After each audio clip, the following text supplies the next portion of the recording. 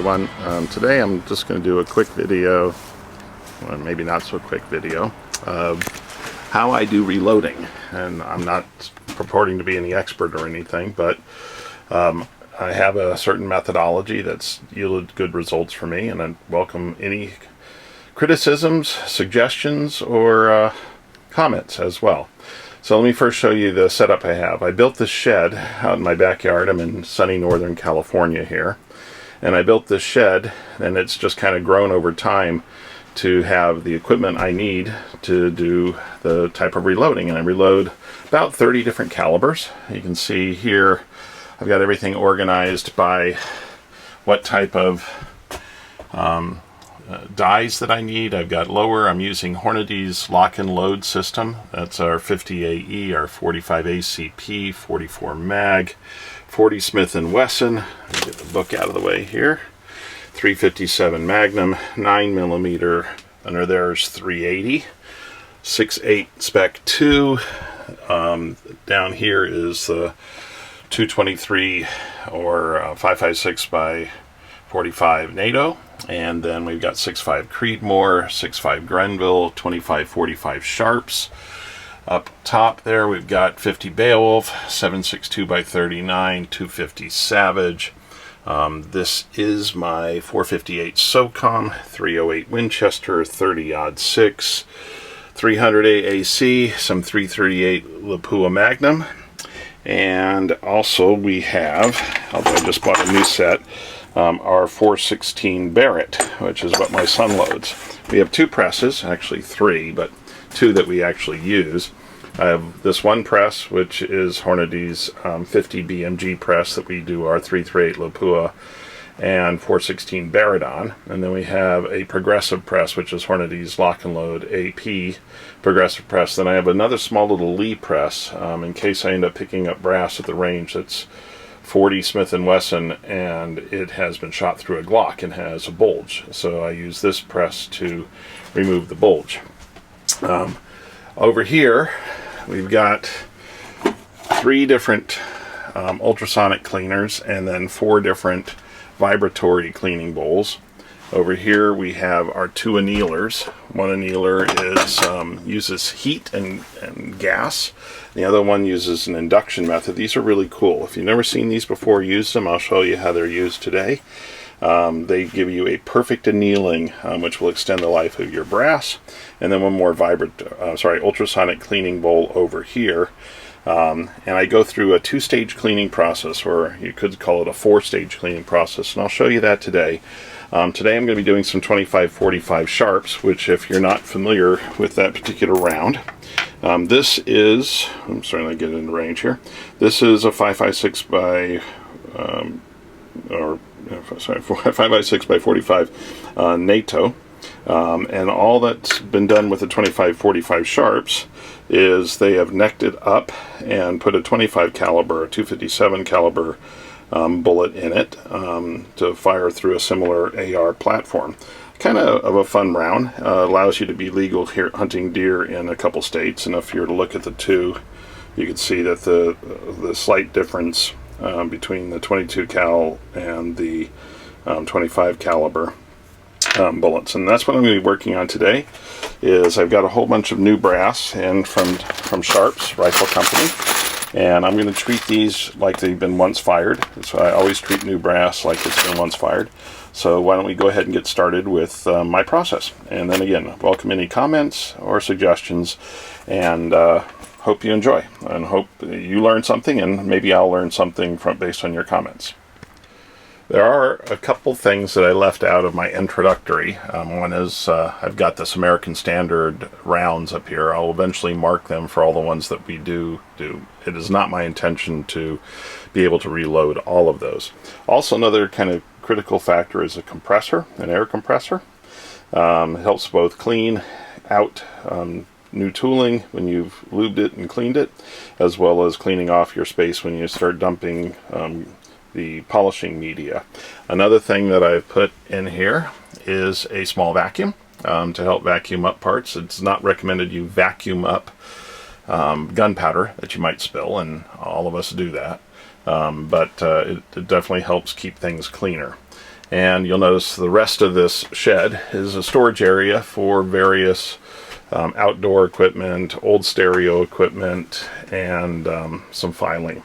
So that's why we're all set up. Let me go ahead and get started, and see you in a minute. Also, if you noticed, I did add a few creature comforts to my little reloading man cave here. One of them is TV, so I can watch football games and the news while I'm reloading. I've also added a couple home pods here, so I can listen to music should I wish to do that while I'm reloading. And in the summer, I put an air conditioner in here so that I can cool the spot. And in the winter, I've got a heater so I can heat. So I can reload pretty much year round. When I built this shed, I insulated it heavily throughout the whole operation, such that it maintained temperature pretty well. I do have a vent window up there that I can also put a fan up in to keep air moving through here in case it gets stale. So try to make this a place that, you know, if you're spending hours, and I reload about 10,000 rounds a year now, if you're spending hours reloading, that you can be comfortable and pay attention to what you're doing, because that's really important. So when we first come back from the range and we've sorted all our brass into the different calibers, and we usually fire 4 or 5 different calibers when we go to the range or when we go out to the desert in northern Nevada, then that first step after we've sorted them is to put them all into a ultrasonic cleaner like this, and I try and get them all laying flat, but it's not critical. We're just trying to soften up, you know, if it's picked up dirt or dust from the range or from the salt flat, or the powder that's been fired onto it. We want to kind of clean that off, and after this ultrasonic step, when it goes into the ultrasonic cleaner for half an hour, then it'll go into a vibratory vol for 2 hours, and I'll show you both of those because I actually do these 2 steps, ultrasonic and vibratory feeds, twice. Okay, we've got them all loaded up in the bowl now, and time to give them a little bit of a run. There we go. Actually, I forgot another step that we do with once fired brass that we don't do with new brass, because the new brass coming in should probably be annealed, or probably has already been annealed the first time, but to extend the life of our brass, annealing it after every firing will help prevent some case cracking. So I'm going to show you how we anneal using not the old annealies, which is up over there, which uses the propane, but the newer one, which is really cool. Very simple, takes a very little bit of time to do it. It has this mode called the Aztec Mode. It uses an induction coil, and I'll show you the steps of setting it up. But what the Aztec Mode does is it makes you sacrifice 1 round of brass so that it can calibrate for the perfect annealing for your particular brass. So here's a 416 Barrett that has gone through that Aztec Mode, and you can see it's been destroyed. Here's a, I think, 6.5 Creedmoor that's gone through it. Let me get it focused a little bit better. Give you a little bit better focus on it. You can see it's been destroyed. And then here's a 5.56. Again, I'll help try and focus it a little bit better. That you can see it's also been destroyed. So I'm not going to do the Aztec Mode on these. I'm going to assume I've already done it. And we'll go straight into how these anneal. So you use your regular shell holder, and then they give you this little fitting to be able to drop it into and screw down tight. I'll show you how that gets used in just a minute. This one happens to be both for the 5.56 and for the 25-45 sharps. Then you have to order a specific, called a pilot, an amp pilot. By the way, amp is for Annealing Made Perfect, and they're out of New Zealand. Great guys. We had this. I broke something on it, accidentally dropped something on it and broke it. I shipped it back to them. Within 10 days I had it back and running, and when it came back it started blowing a fuse, so I shipped it back to them again. They repaired it free of charge and sent it back again within another 10 days. Great, friendly people. If you've never been to New Zealand, I highly recommend it. It's a beautiful place. So first thing you do is you screw your appropriate pilot for that particular round that positions how deep this cartridge or this brass casing is going to go into the inductive heater. And then I have to go set up for this mode. I'm choosing what's called the Aztec mode here, and I have to select the correct numbers. So give me a minute. I'm going to tell it to run, and I'm going to use a new code, and the code for this one I've already figured out is 122. Now on their website they have already determined all the codes for different manufacturers and calibers of brass. So if you don't want to sacrifice one of your pieces of brass, you could use their number. My son and I, we decided we were going to go calibrate our own. And I'm just going to double check. Yep, 0122 is the correct number. And then you just insert the brass into there and you push start. And when you push start, it takes a second or two and the brass is perfectly annealed. If you can see that. Now it's going to be warm, so after you've annealed them, and you can go through these very quickly. Drop one in, takes 2 to 3 seconds per round of brass, whether it's a 308 or a 556. Now the 416 Barrett takes more like 8 or 9 seconds around because it's such a big, massive part of a piece of brass. But the smaller ones go very quickly. I drop them into this little metal bucket and then cool them off so that when I'm ready to now deprime and resize them, they're all set to go and I'm not burning my fingers. So I'm not going to do a whole bunch of them. I just did the one to show you how we anneal it. And again, so my steps are, we bring the brass in, we sort it into the different calibers, we put it into the first ultrasonic cleaning, go for 30 minutes ultrasonically cleaning it with the solution, and I use, in that case, Hornady's one-shot solution. By the way, Hornady is not sponsoring me or anything. I just happen to use a lot of Hornady stuff. I've also got Lee, and I've got Dillian, and I've got RCBS dyes. They're all good stuff. I just prefer using Hornady and staying with one system where I can. But my next choice would be RCBS. So then after we have brought them in, sorted them, put them into the first ultrasonic cleaning for 30 minutes.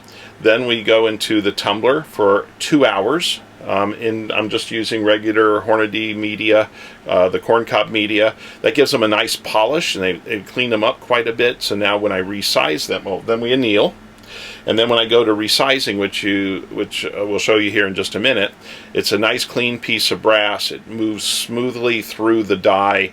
Less chance of a die being caught up or getting a stuck brass in the die, plus less wear and tear on your dies if you're going through hundreds of rounds. And I've probably reloaded 20 or 30,000 plus rounds since I've been reloading, and you keep learning and you keep getting better. Those little tricks I have on, kind of not tricks, but things you learn on each different caliber that helps. But that's the annealing. Great little tool, not cheap, but works extremely well, and you know, I love it. It makes our brass last so much longer. All right, let's go on back to the next step. Okay, so you might ask, why do I treat new brass like I also treat brass that has been once fired or multiple times fired? Is brass, when it ships, even from the best manufacturers, can be dented or dinged.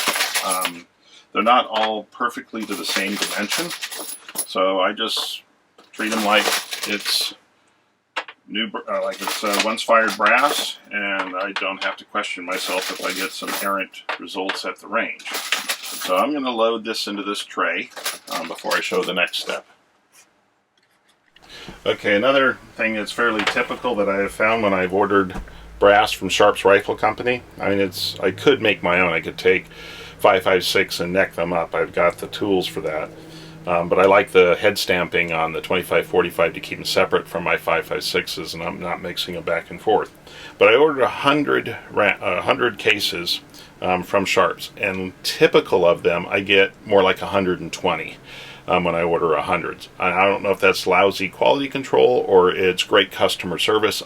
I'll chalk it up as great customer service that they send more than what I ordered. So let's go on to the next step.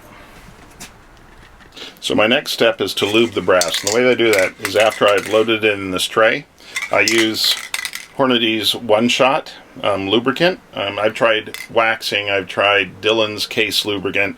This I found to be the easiest, and since I'm doing 2 other cleaning processes after that, I can completely get rid of this off the brass in the next 2 steps. So then I'll lube them. And all it takes is a little bit of a spray, one direction, then another direction, and then if you suspect a lot of dented cases, which these don't appear to be, then I do a little bit over the top.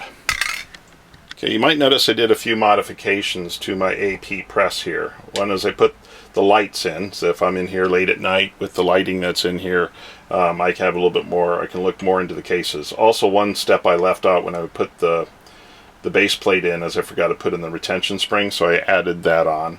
That wasn't a modification, that was just a step I left out. I've also got all these different holders that have come from inline fabrication, and all the by the way, I'm not sponsored by anybody, I'm just doing this for fun. All these different die holders that are up there all come from inline fabrication as well. So after we've lubed them and we've set up our resizing die and depriming die, we load them in, and it's a fairly simple matter of going through and resizing all the brass, just to make sure that if it's been dented and transferred or the neck's been crushed in a bit.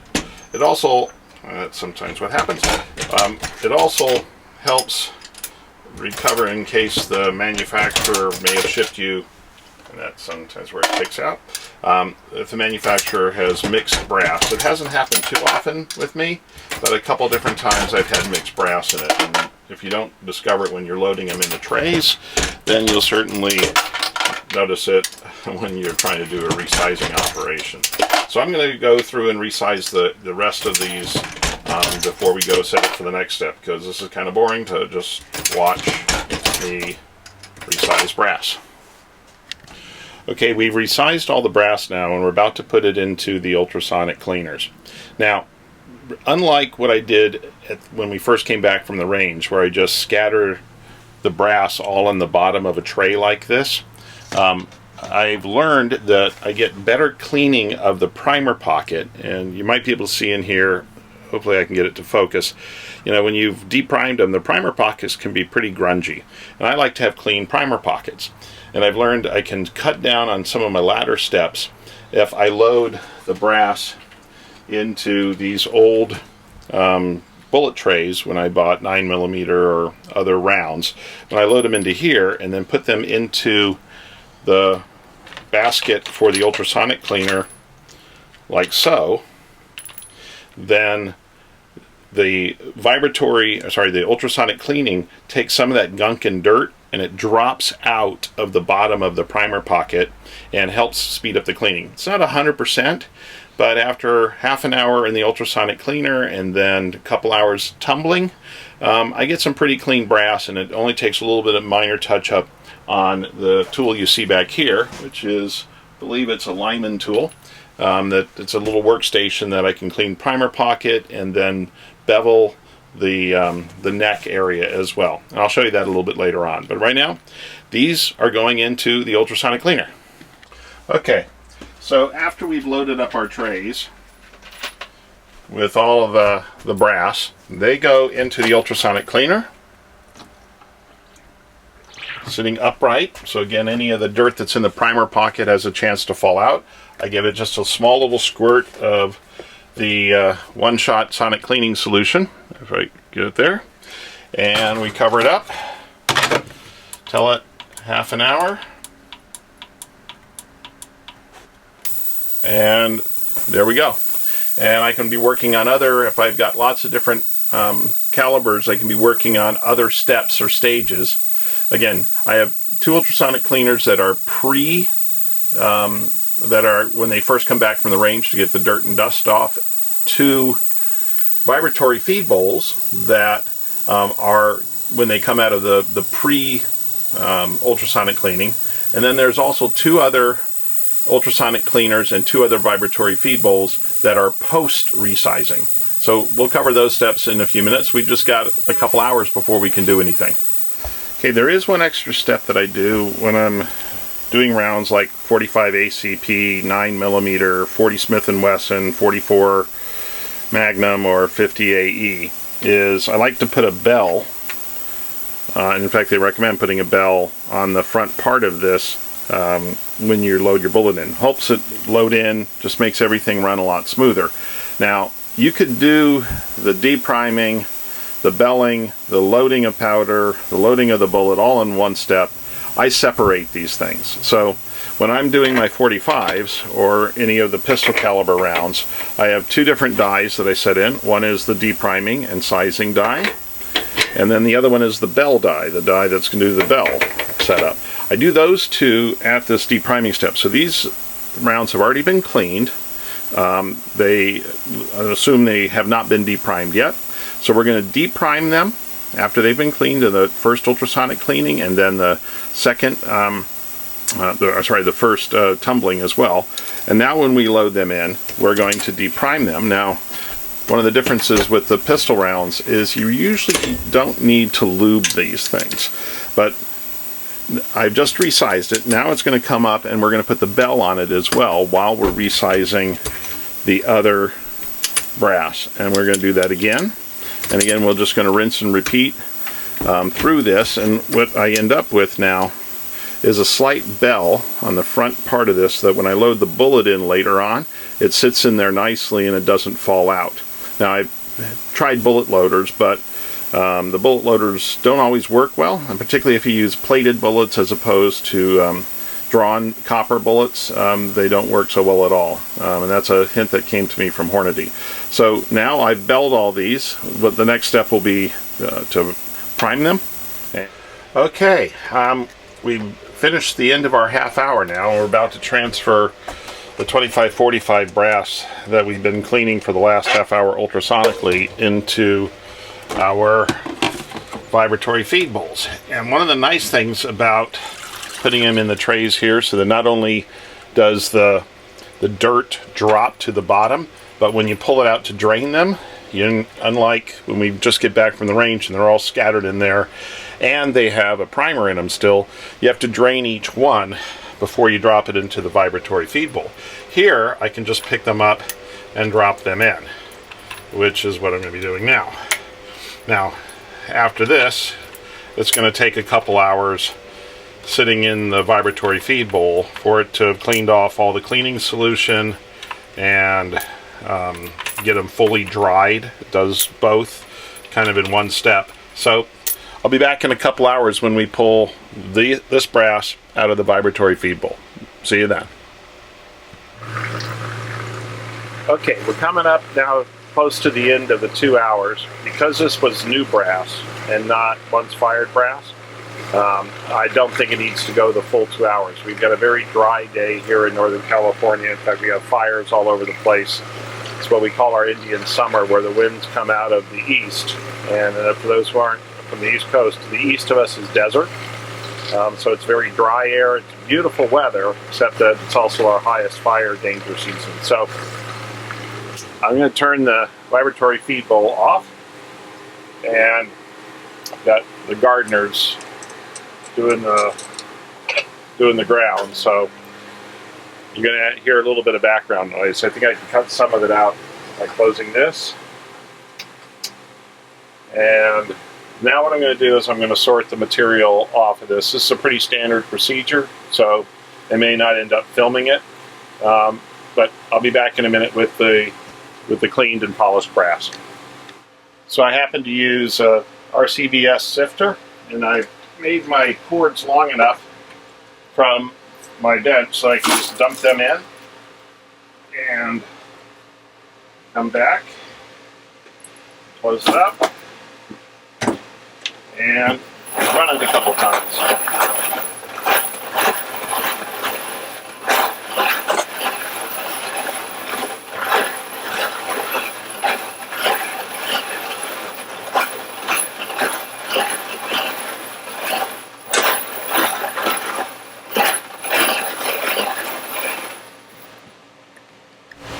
Okay, now what we have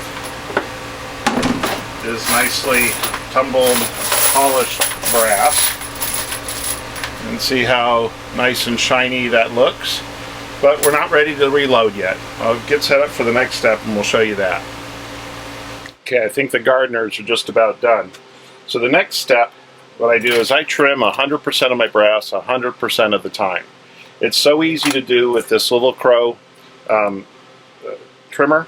It fits it. What I bought is an inexpensive drill press, and then jigged up this vise arrangement, which has an XY table on it. And then I can mount it on different height stands to cover all the different heights of brass that I have, from a 416 Barrett down to a 300 Blackout. These are great little tools. They have a cutting die on the inside of it. You use your standard shell holder down here, and you just go through one after another. So I'm going to do a couple. I'm going to zoom in a little bit so that you can see what we're actually doing here. And turn it on. It's going to get a little noisy. And we trim. That's all it takes. And then I just go through each one of them, and before you know it, you're done. So I'm going to go through these, and when we're done, we'll go to the next step. In this next step, what we'll be doing is cleaning the primer pocket, chamfering the neck, and deburring the outside. Now when you're chamfering and deburring, again, it only takes a second or two on these hard steel tools against the brass to take off any burrs and to give a nice little chamfer on the inside. I also do a little wire brush to clean the inside of the brass in case there's residual material. To clean the primer pocket, a second or two on that wire brush. Again, a chamfering process for the inside of the neck, a deburring on the outside of the neck, and a wire brush to take out any extra goop that could be on the inside. Okay, so now the next step is we're going to prime the brass that we've cleaned. Remember, what we just did is we cleaned the pocket, we chamfered the inside of the neck, and we deburred the outside. So cleaned pocket, chamfered inside, deburred outside. Now what I do next is prime. Now I also forgot to do one thing on this particular step when I was resizing them before, is I forgot to use this die. And this is about the only rifle cartridge that I use a die on. This is a neck sizer. If I was trying to take 5.56 brass and make it into 25.45, I would be using this to bring the neck up to the 25 caliber. I also use it when I resize to make sure that the neck is extremely round. Since I forgot to do that when I was resizing, I'm going to do it now while I'm depriming. So the step's going to be, we're going to bring it up, make sure that the neck is sized properly, then bring it around and prime it. And what we end up with is a fully prepared piece of brass that we can then later reload. And for me, I separate when I do my priming versus when I do my loading. Why do I do that? Well, one is I'm usually going in stages, and I like to, like this is all new brass. All of my 25.45 is really loaded already, so I don't need to have more loaded 25.45, but I like to have the brass fully prepared, and that's what you see up in these boxes here. And behind them, you will also see full tubs of brass. Now, that brass is fully prepared. It's at this stage where it's been cleaned, resized, deprimed, cleaned again, retrimmed to the right size, chamfered, deburred, and now primed. So it's all ready to reload, and it's in those boxes. So when it comes time for me to reload, all I have to do is pull them out of the box, pull the number that I want out, and start reloading. So what I'm going to be doing now is I'm going to take the 120 some brass that I bought from Savage, and I'm going to be I'm going to be repriming them to get them all prepared. I'll come back in the next step to show the final step, which is actually taking this fully prepared brass and loading it to the correct loading. Anyway, let me get started repriming these.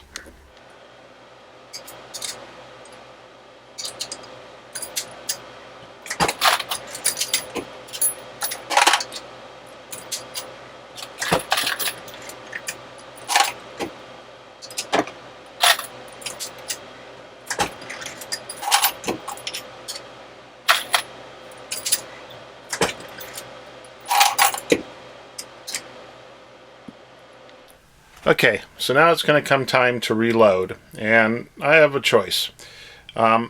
These are both nozzler bullets. This is an 85 grain varmint round. I love this round. It works great in this gun.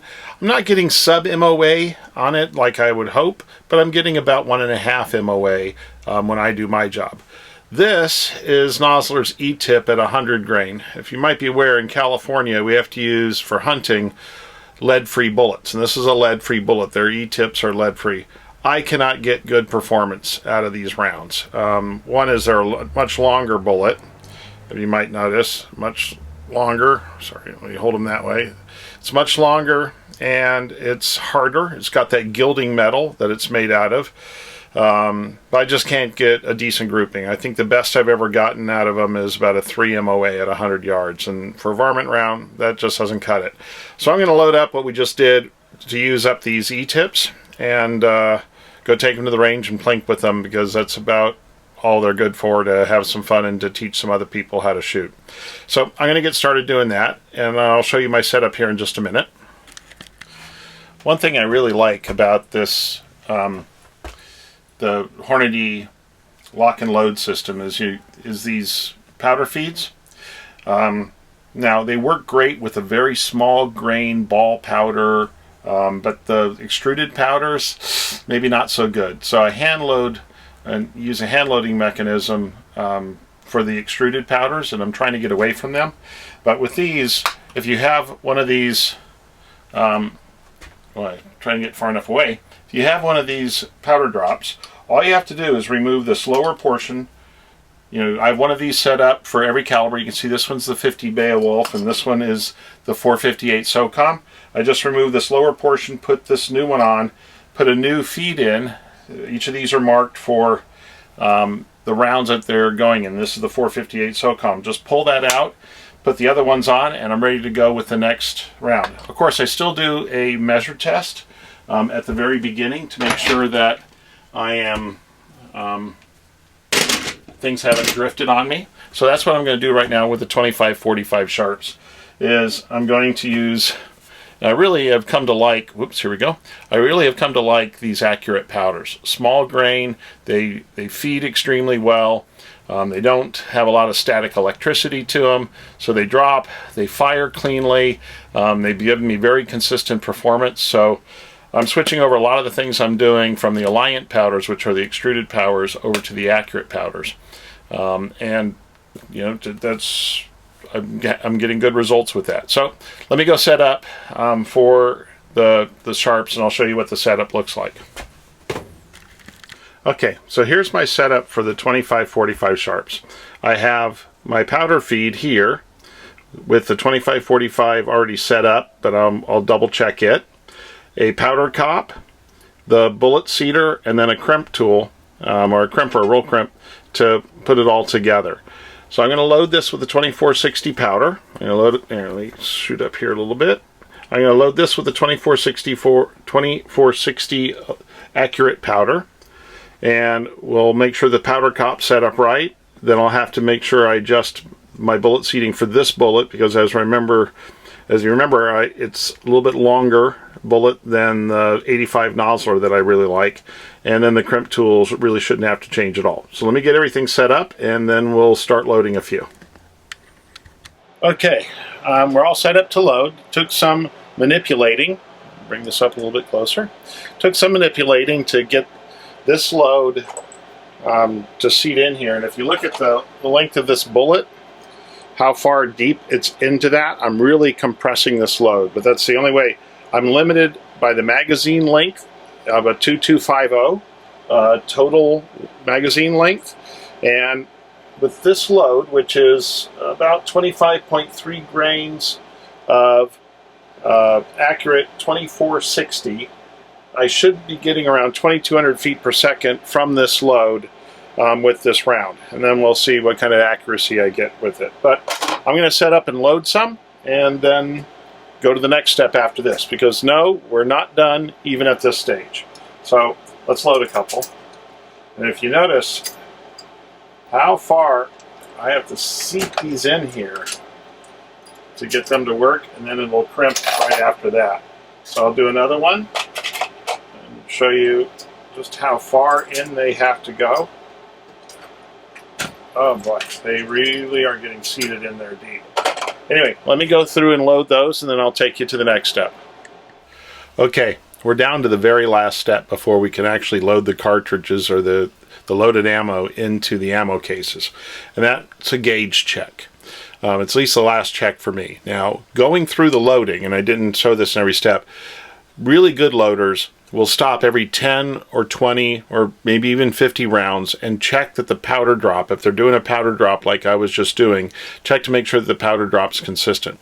Once you've gotten comfortable with how your equipment's performing, you can either stretch that out or eliminate it altogether. But it's always good to check the first powder drop or the first couple powder drops, and I usually go 3 powder drops in, dump them back into the powder hopper, and then check the 4th one to see the 4th, 5th, and 6th ones to make sure that I'm getting consistent drops within 1/10 of a grain or so. But this is also an important step. If you don't have case gauges, and this is a single case gauge for 25-45 because it's kind of a weird Wildcat cartridge at this point. You want to drop them in, make sure you have the right head spacing. You don't want the wrong head spacing. It can really cause damage to you and your gun. Make sure you got the right head spacing, that it fits in cleanly and smoothly. These headspace gauges, and this is a headspace gauge, but I prefer to get tools like this, which are cut out to the minimum SAMI dimensions. And this one tool has 8 different calibers on it. 7.62 by 39 all the way up to a 50 Beowulf.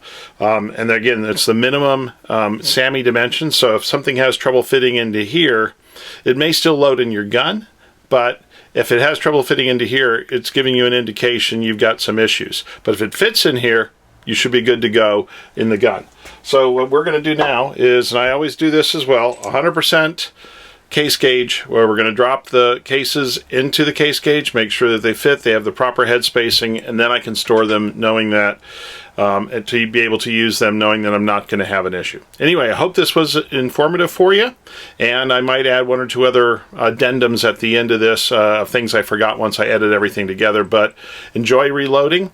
My son and I did a pig hunt last weekend, and we nailed a couple pigs. His was bigger than mine, unfortunately, so he's got the bragging rights. Mine was a harder shot, but we both were able to come away with some California wild feral pig that we're really looking forward to eat. Anyway, have a good rest of your day, and make any comments you have down below, any suggestions you have, improvements, or if there's something you really liked that you hadn't tried yourself.